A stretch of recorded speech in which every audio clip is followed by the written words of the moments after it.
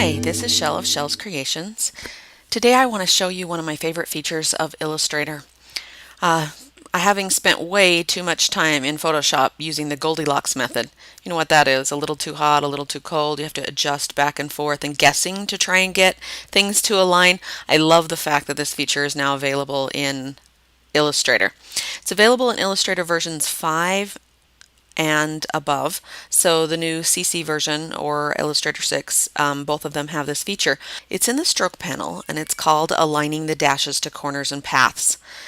Let me see if I can show you what the problem is. Originally, if you were to add a stroke that was a dashed line to a path, it automatically preserved the exact length of the stroke, which meant that if the corners of your object were not in the exact right spot for that stroke length, then what you got was kind of funny edges. For example, you can see on this one I have the original preserving the length of the path selected, and so you can see how sometimes on the corner it almost divides this stitch or the dash in half.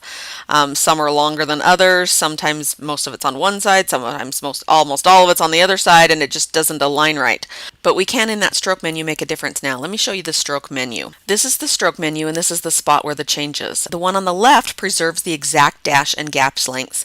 This is what previous versions of Illustrator did, and it's also what Photoshop does. The size of the dash is going to be the same no matter what.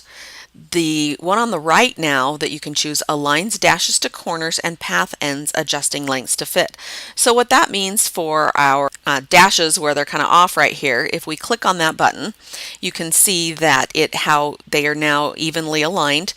All of the dashes are halfway around each of the endpoints on our shape.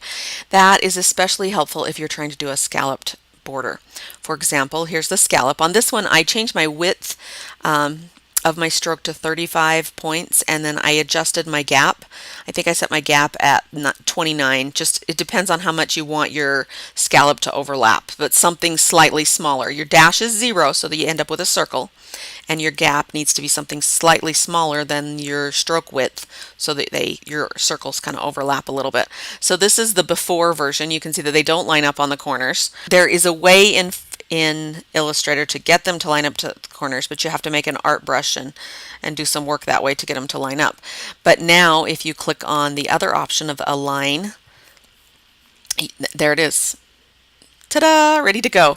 It will align them perfectly so that you always have a scallop in the corner. It does that by adjusting them, spreading them a little bit further apart or putting them a little bit closer together.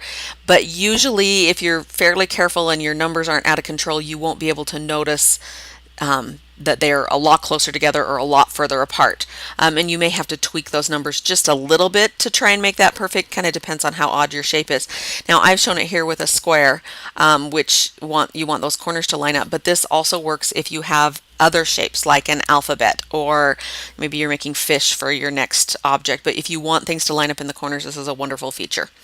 If you have any questions, you can reach me at shells.creations1@gmail.com. See you next time.